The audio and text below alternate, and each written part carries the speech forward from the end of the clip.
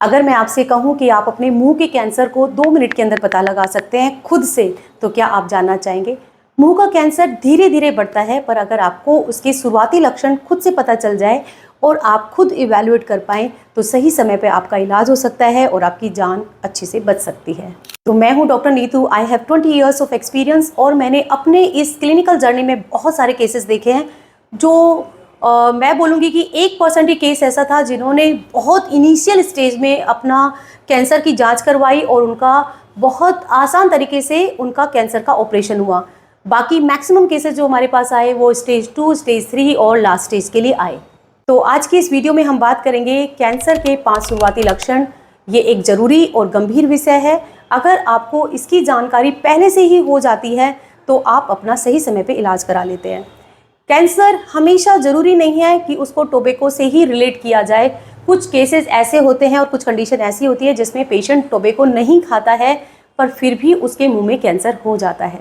सबसे पहले तरीका होता है कि आप अपने मुंह में जांच करें कि कोई अल्सर यानी कोई छाला या कोई कट तो ऐसा नहीं है जो 2 हफ्ते से ज़्यादा स्टे कर रहा है, क्योंकि जनरली कोई भी अल्सर या कोई भी घाव होता है वो 2 हफ्ते तक ठीक हो जाता है, या 2 हफ्ते यानी 15 दिन।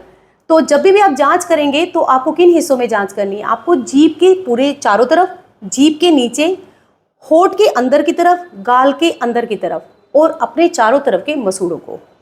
तो कुछ जो अल्सर्स होते हैं इनिशियल स्टेज में पेन नहीं करते, यानी कि दर्द नहीं करते, तो आपको पता ही नहीं चलेगा वहाँ अल्सर है। तो आप अपनी अंगुली को चारों तरफ घुमाएंगे और महसूस करेंगे कोई कट जैसा या कोई गड्ढा तो वहाँ पर नहीं है।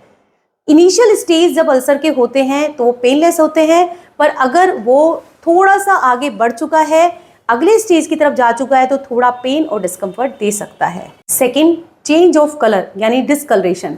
तो आप अपनी गाल के अंदर की तरफ, अगेन लोकेशन वही रहेगी, जीभ के अंदर की तरफ, नीचे तरफ और होठ के अंदर आप देखेंगे कोई रेड या वाइट कलर का कोई पैचेस तो नहीं है। वो पैचेज जरूरी नहीं है वो कैंसर होगा, पर ये आप नहीं नोटिस कर सकते हैं। अगर आपको इस तरह का कोई भी डिस्कलरेशन यानी कि पैचेस नजर आ रहे हैं, नज़दीकी डेंटिस्ट के पास जाएंगे और उन्हें चेक कराएंगे। कई बार ये एक इनिशियल स्टेज होती है या एक प्री कैंसरस कंडीशन होती है जिसको हम ल्यूकोप्लेकिया, एरिथ्रोप्लेकिया और लाइकन प्लेनस भी कहते हैं। तो हमारा थर्ड पॉइंट है गांठ या स्वेलिंग। आप अपने गले के नीचे यहाँ पर चेक करेंगे कि कोई गोल गांठ जो मुलायम भी हो सकती है और टाइट कड़ी भी हो सकती है। इवन जीभ के नीचे भी महसूस करेंगे, अंगुली घुमा के आपको देखना होगा कोई गांठ तो नहीं है। ये गांठ जरूरी नहीं है कैंसर से रिलेटेड हो, ये नॉर्मल जो डेंटल इन्फेक्शन होते हैं या गले में कोई टॉन्सिल हो गया उसकी वजह से भी हो सकता है। पर आपका काम है अपने आप को जांचें और ये डेंटिस्ट डिफ्रेंशिएट करेंगे कि ये कैंसरस है या नॉन कैंसरस है। वॉइस का चेंज होना यानी कि आवाज़ में बदलाव आना, बोलने या चबाने में दिक्कत होना, ये भी एक कारण हो सकता है। देखिए, किसी भी बीमारी का कई सारे कारण होता है, पर जो लोग भी टोबैको खाते हैं या ऐसा कोई घाव है तो उन्हें थोड़ा सा ज़्यादा ध्यान देने की ज़रूरत है कि कहीं उनको बोलने या चबाने में दिक्कत तो नहीं हो रही है। तो भी आप डेंटिस्ट के पास जाके ज़रूर संपर्क करें। फिर अगर कोई डेंचर यानी कि नकली दांत कोई पहन रहे हैं और उन्हें महसूस हो रहा है कि डेंचर की जो फिटिंग है यानी नकली जबड़ा जो पार्शियल हो सकता है या कंप्लीट हो सकता है, नकली जबड़ा और फिट नहीं हो रहा। फिट होने की वजह या तो उनका लूज होना है या अंदर में कोई भी टिश्यू की ओवर ग्रोथ हो सकती है। तो उस केस में भी आपको डेंटिस्ट के पास जाके दिखाना है कि आपको कोई बीमारी तो नहीं है। तो ये सारे जो कारण हैं ये इनिशियल स्टेज में ही होते हैं। अगर आप अपने मुंह की स्वयं जांच करेंगे तो मुझे लगता है कि आप डेंटिस्ट के पास सही समय पर पहुंच सकते हैं। तो अब मैं अपना आपके साथ एक क्लिनिकल एक्सपीरियंस शेयर करना चाहती हूँ कि बहुत सारे जो पेशेंट होते हैं वो छोटी मोटी गांठ जब वो तंबाकू खाते हैं तो उन्हें लगता है, एक तो वो डर जाते हैं कि हम डेंटिस्ट के पास जाएंगे कहीं उन्होंने कैंसर तो नहीं बोल देना है।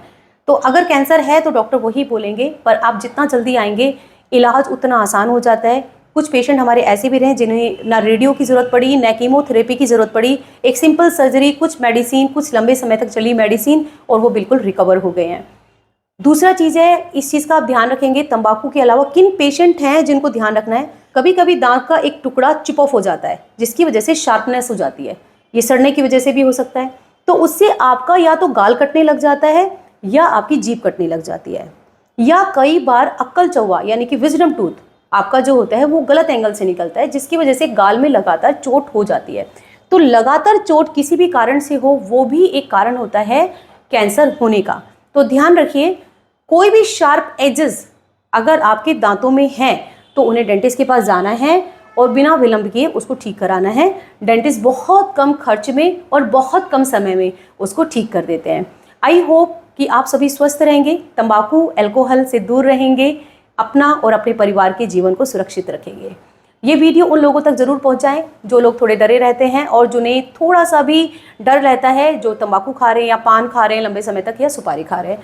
Thank you so much. Follow for more and like share and subscribe.